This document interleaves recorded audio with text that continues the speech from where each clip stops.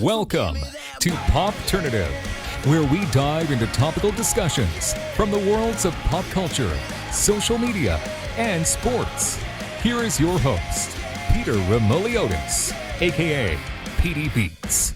Hello and welcome to the Popternative podcast, the podcast and talk show where we have digital discussions from the worlds of TV, film, pop culture, social media, sports, everything really, depending on the guest. We talk about it all. As always, I'm your host, Peter Remoliotis. On social media, you know me as PD Beats. My guest is an actor. You'll recognize him from tons of amazing, iconic, and classic films and movies. There's so many on top of my head. You'll recognize him from Seinfeld, Friends, Billy Madison, so many cool things. Home Alone, the number one that just rang a bell. Larry Hankin is with us. Larry, welcome to Popternative. Thank you very much for having me, Peter. It was really a pleasure. And we talked about before we started, I mean, guests like yourself, it's kind of a challenge and it's hard for the interviewee because there's so many things to kind of talk about and you want to make sure you kind of fit it all in. Well, I mean, I think they would get a kind of either a sampling or just if you did 2 or 3 or 4, they'd get an overview, Absolutely. of where I'm at. But before we get into the project specifically, for you as kind of a storyteller and actor, when did you decide that's something you wanted to do, Larry? I think, I mean, I'm borrowing this, this explanation, but I think I was born to it. And the reason I say that is the furthest memories I have back in my childhood was telling my mom my day coming back from school, even if it was kindergarten. She was a great audience, my mom, and she just would listen to me and I would just tell her my whole day. And she seemed to enjoy it because that happened on a regular basis. So even if I wasn't born to it, she sure, kind of allowed me to go in that direction because that's what I would do. And I just started, and then where it occurred to me that there was power in it. I mean, even as a young kid, I was in the Boy Scouts and I went to Boy Scout camp. So that was the first year. I don't know, must have been 15 or 16, I guess. Don't remember. But I was the storyteller at the campfires. I don't know why I was assigned that, but probably because I was telling jokes and telling stories and the counselors just said, hey, you can tell stories, tell a scary story. But there was one in particular that just still is with me, and I think it changed my life. But I was telling a story in a campfire, and it had once a week, they had a huge bonfire. I mean, it looked like a teepee of wood, and then they just set it on fire. They had this huge thing. And so I was standing in front of this fire telling the other Boy Scouts. So the thing was huge and blazing. I could feel the heat behind me. But I was telling this scary story. And then when I came to, when the ghost jumps out or the werewolf jumps out. So I said, and then he jumps out, like that. And as I said, jumps out, the entire teepee of firewood caved in. So they jumped out. And the people the Boy Scouts, the kids, screamed like crazy. Production value, right? Production value. Rock and roll, man. The fire guns. Well, that changed my life. I thought, holy cow, that reaction. Absolutely. And it's the same reaction that I got years and years later when I was in a high school play, Dear Ruth. Mm-hmm. And I only had we were playing only 2 nights.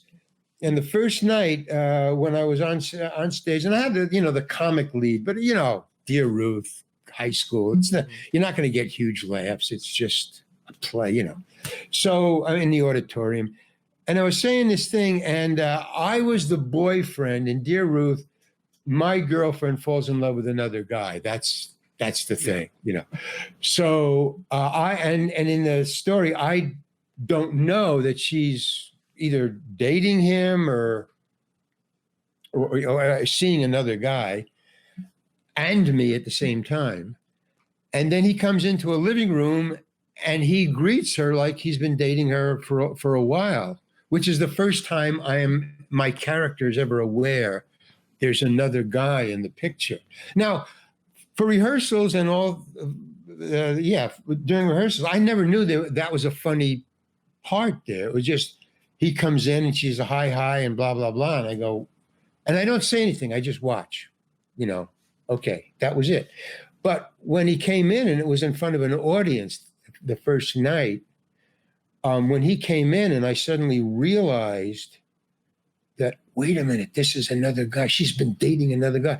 I did react like a human being, like a real person. Yeah. I mean, whatever that moment was, I suddenly realized, oh, wait a minute, he's dating my girlfriend. And it got a huge laugh. Bigger than any laugh in the whole show. So it's moments like that with the TP and that play that kind of stand out. Yeah, and it was a real moment. In other words, I think the audience saw that it was really Larry that was reacting. I mean, it was real. And so they left. Okay, the director came backstage and said, hey, that was amazing, Larry. Do that tomorrow night. And when I did it the next night, I was waiting for that moment, which... It never got that. It didn't get the laugh because I was just so prepared. It wasn't spontaneous at all. I think they read that something's going to happen because Larry is standing there waiting. So that taught me a lesson, but the difference between that thing caving in, unbeknownst to me, and the laugh, unbeknownst to me, and then trying to get it again, that's the storyteller's either, prize, the gold ring, or your nightmare. Yeah. It falls flat. So those are the two things I remember way back as a storyteller. So that's why I'm a storyteller. No, for sure. Absolutely. So there's a lot of kind of cool projects we've been in. The one I really want to talk about right away, because, the fans of Seinfeld will get upset with me that follow our show, because we've interviewed a lot of other people from Seinfeld as well. Really? Seinfeld... the box of raisins. That episode. It's one episode and people still talk about it till this day. It's not crazy that you could do, 1 or 2 episodes of a show. Similar with Friends. With Friends, it was 5 episodes of Friends? Yeah. 5 episodes of Friends. That show's been on for a while, but people still remember you from those episodes. It's pretty amazing. It even to me. The only way I can... think about it, or even because I don't think about it. I just think about it when I do podcasts, because you can't think about those things. You just move on. You want to do, you go forward, not backward. But I've done so many shows. I think I found out through interviewers like you. They tell me, oh, you've done 184 shows. That's where I got the figure from. Not from, they told me. Okay, so I take it as, okay, fine. And it happened 2 or 3 times, so I figure, all right, 184. 2 guys said that, okay. So I think the 184 shows is like me being on one sitcom every week. You see, it's 184 episodes. That's what I was on. Either movies or TV. This is the only way I can explain why people remember me. It's because I'm just impinging on their eyeballs, no matter where they look, and they go, Seinfeld and Friends are just phenomenals, phenomenons. They're phenomenal, but they're phenomenal. Seinfeld's that type of show that you'll rewatch episodes over and over again. Oh, yeah, all the time. Like your episode of the box of raisins with, George Costanza. It was such a great role. That part would be nowhere without the writing. It's just the setup of the box of raisins and me not wanting to admit it. It's just ridiculous. Just thinking about it, talking to you, it's surreal that, you play that role. And Seinfeld is very popular in my household. Like we really love Seinfeld. Me too. I never missed an episode. And so when I got the role, I was out of my mind, because that's like a fan getting a role in Seinfeld. Yes. That's my attitude. Holy cow, I'm going to be on Seinfeld. The same thing with Breaking Bad with old Joe. No, I was a fan. I would watch it all the time. And then when I got a call, hey, you're going to be on Breaking Bad, or you got an audition, I was just ecstatic. I was like a fan. Wow, man.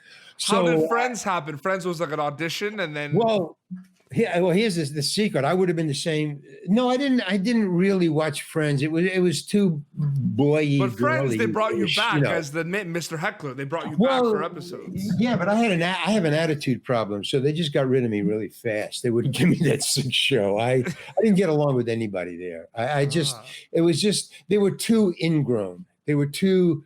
Everybody was, hey, yeah, because somebody talk I to think me, if you have 6 episodes, you become a recurring, right? Yeah, so I was really PO'd about that, and I unloaded on the producers because of it. Which, but Seinfeld was the one episode, correct? Well, Seinfeld was the one episode. What about what? You did like how many? It was like it was. Seinfeld. I did episode. 5. You did 5. No. Wait a minute. No. I got to think about this. Seinfeld. I think I did 2. Was that it was the end of the season or something? I don't remember. You were part of the. You were auditioning for Kramer for the network show. Right. But Friends, see the difference. There was a big difference because Friends I was on before it ever became Friends. I auditioned for the 6 shows that they paid for to make to see whether they wanted to do it. Mm-hmm. So they made 6 shows that didn't go on the air, and I was on the first one. So the Friends, the 4 or 6 people, I don't know how many people lived in that apartment. 5, I think. Yeah. Okay, those 5 actors and actresses and me and the other people in the cast for all those 6 shows were just actors off the street. We were all auditioning. I mean, they had already picked the 5. Mm-hmm. Now they had to pick, recurring and casting and one-offs and blah, blah, blah. Mm-hmm. So we didn't know. I asked, they even said, hey, what show am I going to be on so I can watch it whenever it goes on the air? Yeah. And they said, we don't know which show is going to be on the air. We're going to make 6. We're going to show it to the network. And they're going to either say it's a go, and then they're going to pick the one that goes first. So there was no first or third or last. Gotcha. So we didn't know if it was even going to sell. And then when it came on, I had to call in and say, well, I wasn't on the first one. What am I going to be on? And they said the third. You're going to be on the 3rd show. So that was the first year. So they were even when they were putting the shows on, they didn't know whether it was going to sustain or anything. And then I went on the 2nd year for the 2nd go around, and they were famous now. I think they were like in the top 10, and I remember that. And then I came back for the 3rd year, and that's when I did, I think either 3 or 2 more, whatever that was. But by then they were number 1, and 4 of them had just bought houses.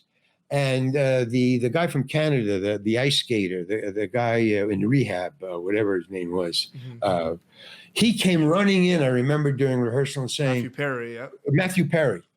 And he came running in and said, hey, man, we hit number 1. I just got my driveway put in.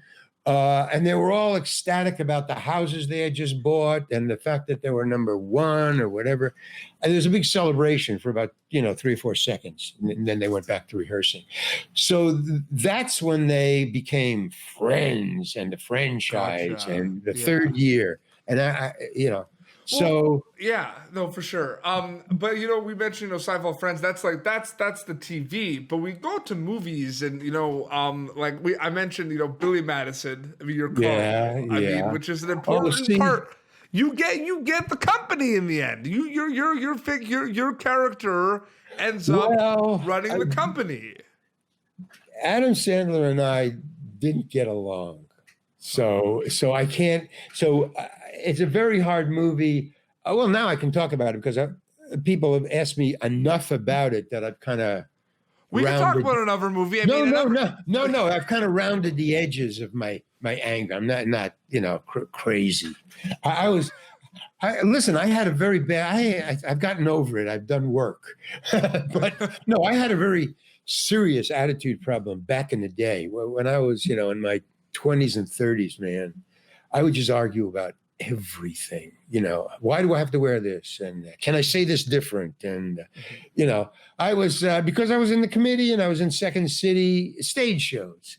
And I would get my laughs for stuff that I did. It was improv. Everybody gets their own laughs, blah, blah, blah. So here I was in television and I want to get my own laugh, No, Larry, that's not the way it works. I mean, even to standing. Do you remember a show? It was a cop show I was on, a cop show sitcom, where they, so Hal Linden, I think, was the star of it. And so I was on it, and I was some kind of thief or a homeless guy or whatever, I don't know, brought in.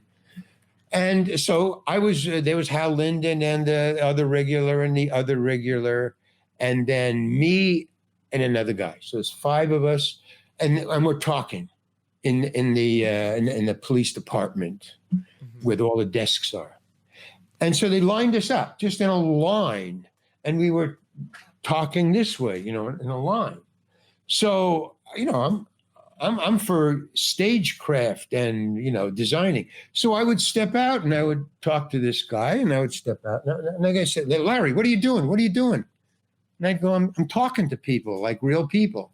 He says, no, this is not real. This is you line up and we'll just, stop. Yeah. And I couldn't get it.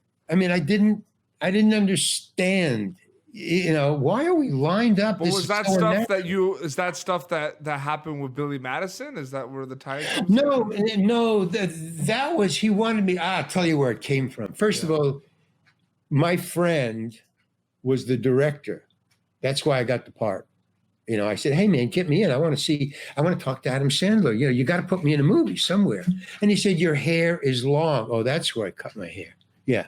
So your hair is too long. This is a middle class, upper middle class. So I said, fine, to meet Adam Sandler, and I needed the money. To get the money, I cut my hair. So I cut my hair. And then Adam, I guess he had seen my work because he seemed to like me. It's just that he was telling me to do things that I didn't want to do. That was the difference. I respected him. He's a great actor, by the way. So we were doing something. We were having lunch. So he called me over to his table, which I thought was, hey, he wants to talk to me. Cool. Because even then, he was a big star. And I went over to his table and he said, hey, Larry, I hear you do this mouse thing or something. What's that all about? He was very low. He was very talkative, very personally. I go, I don't know what you did a mouse thing in high school. Now, where he came out about that high school, who was he talking to? How did he know what I was doing in high school? I said, oh, you mean that mouse? Oh, that. Yeah, what about it? He says, why don't you do it for me? I go, why? He says, I just want to see it. And I didn't want to do it because it was a very childish thing. It's in the movie. I'll tell you where. I know. No, it's the... Yeah.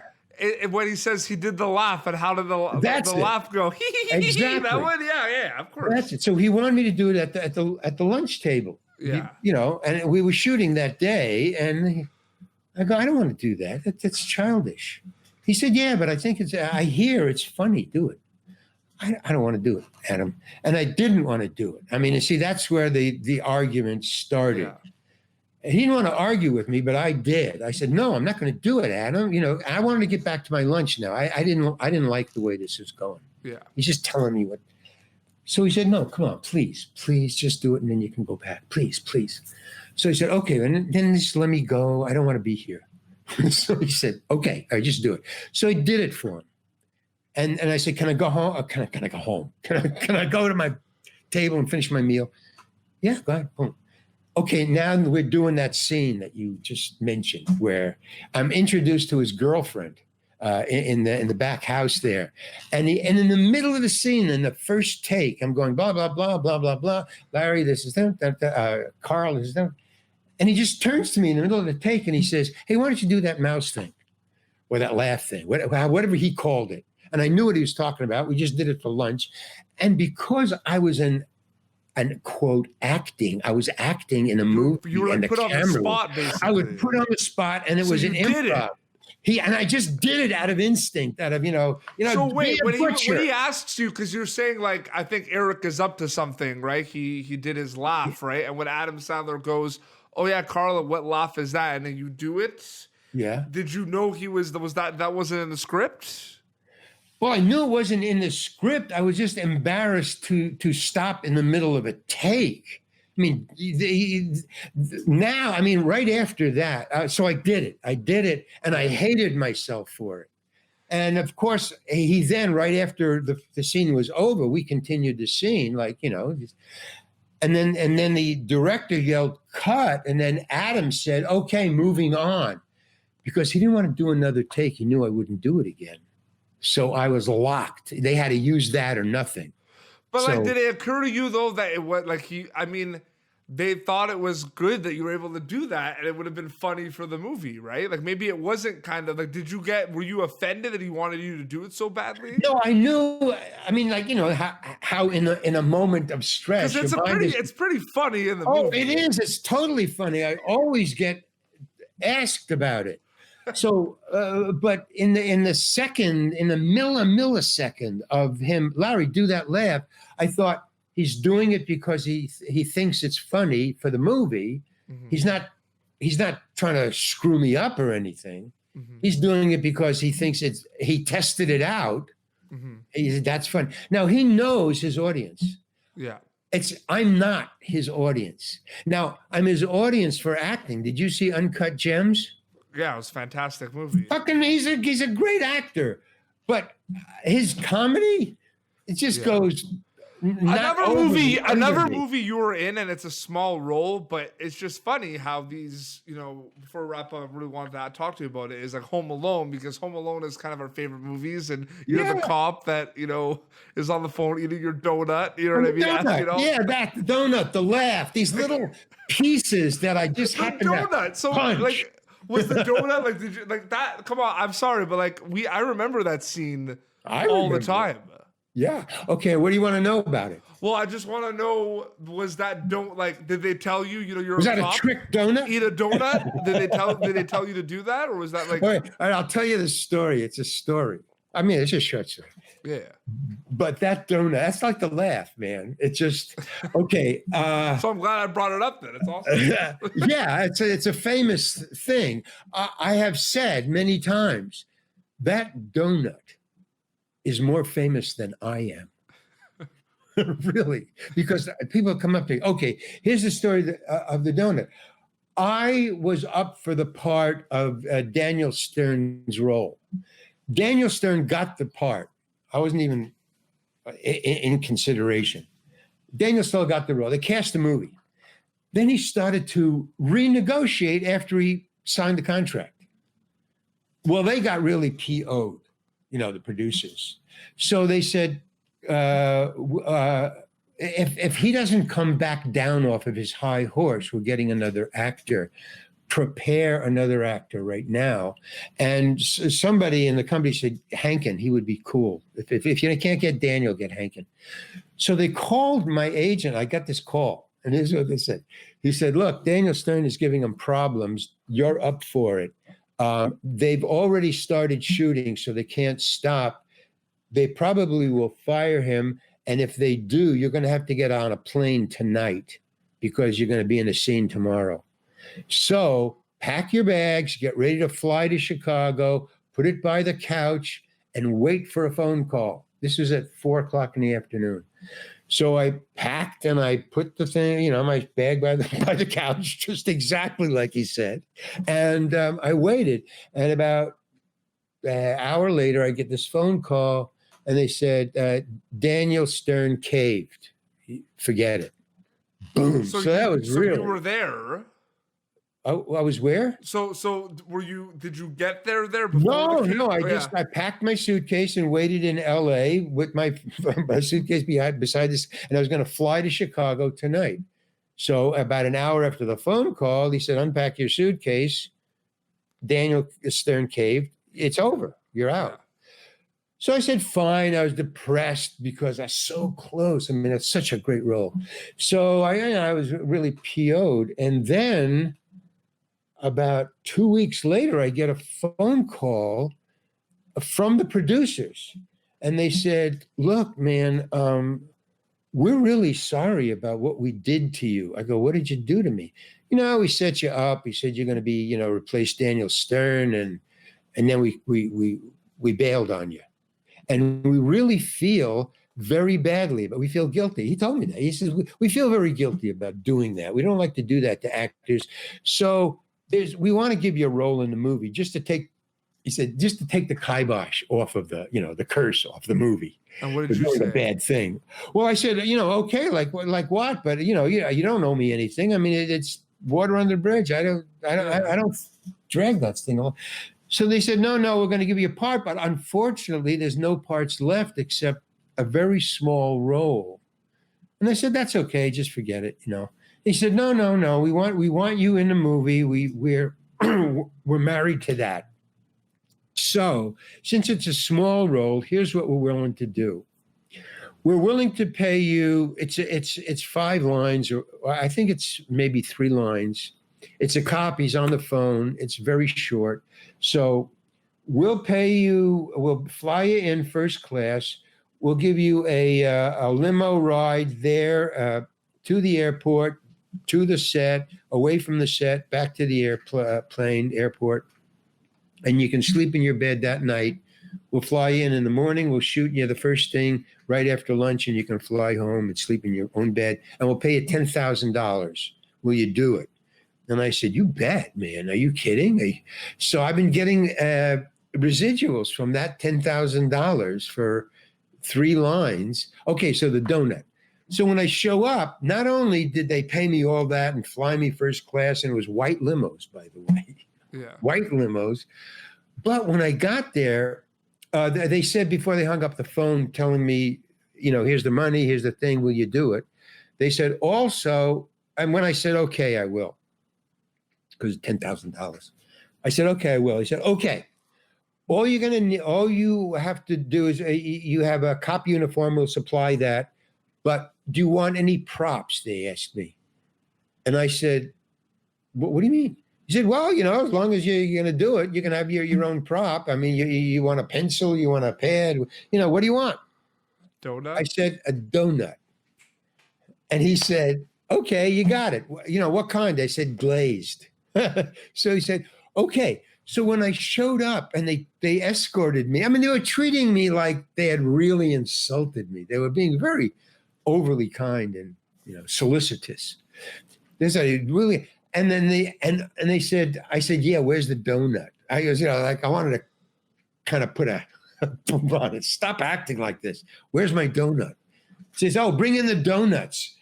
So they wheeled in a baker's tray. Those trays where you have about 500 donuts on it, and it's on wheels. And they're like, pick your donuts? And they had a minimum of 100 donuts, but it was filled with glazed donuts. They just called the bakery and they send over one of your trays out of the baking thing. And they sent over this rolling tray all filled with glazed donuts. And they said, pick your donut. So, and they were all glazed donuts. So I picked one glazed donut and I do it. Now, the thing was that particular shot is a tracking shot. It just, the camera is slowly going by me to him. Well, for some strange reason, we did that shot 10 times. It's the longest piece of acting I've ever done in my entire life. I've never done 10 takes. So how many donuts did you eat? I ate 10 donuts. Okay. Now, it wasn't my fault. I only had 3 lines, Rose, hyper on 2, I think is the whole, you want us to go. That's the whole thing. No, but you're also asking her, has your son been poisoned? Oh, yeah, right. But what was going on was the heat in that place. It was the middle of the summer in Chicago, and they had, back in those days, they had these Klieg lights, these huge movie lights. The heat was coming down.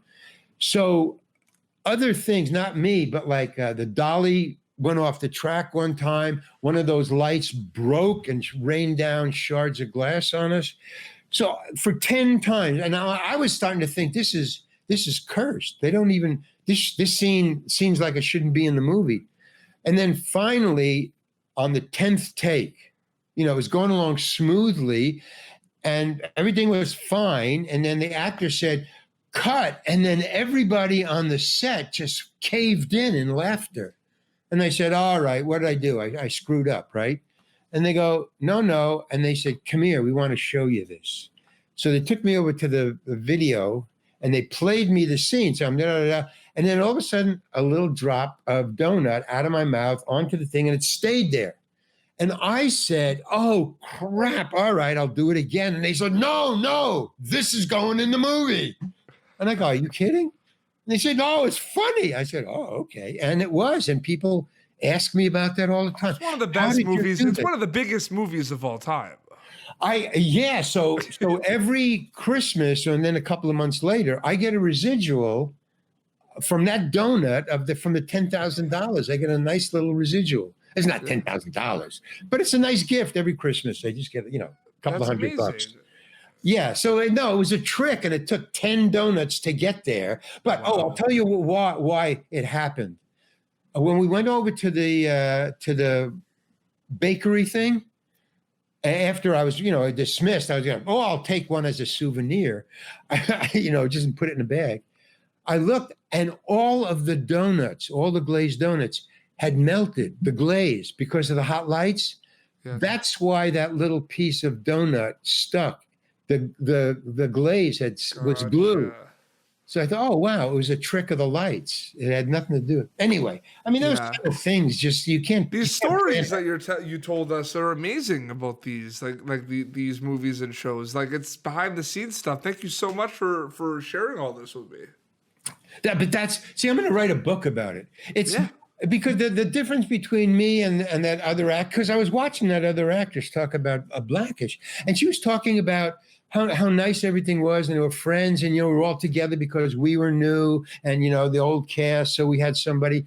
And I'm saying that's so nice. I wish I had done 3 movies with that kind of pleasure. Yeah. No, when I show up, it doesn't happen. Man, no, it doesn't happen often.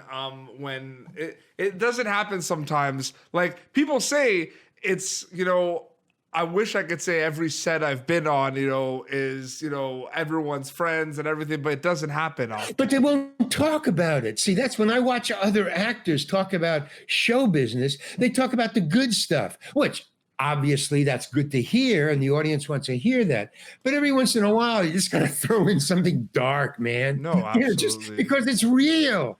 So my book is going to be all that stuff. I mean, it's the funny stuff, not the... nothing horrible happened. No. Funny stuff where, the donut or the Adam Sandler telling me to do that thing. Yeah. No, behind the scenes, they love that. Yeah. Well, Larry, thank you so much for coming on Popternative. Thank you, Peter, man. Anytime you want a dark story, call me up. Could people, are you on social media? Could they follow you? Yeah. Or? Well, you can follow me on Facebook because I'm not this nice guy that I'm very I'm otherworldly. I do a lot of other things, So, Facebook, but thereallarryhankin.com, that's my website. So that's what I do in my spare time with all the money that I make. See, I make these paintings. See, that's painting and that painting. So my paintings are up there. My film shorts are up there. Thereallarryhankin.com. There'll be T-shirts. We're making T-shirts there's 44 of my paintings up there. That's the other me. Yeah. So thereallarryhankin.com or, Facebook, just drop by, say hello.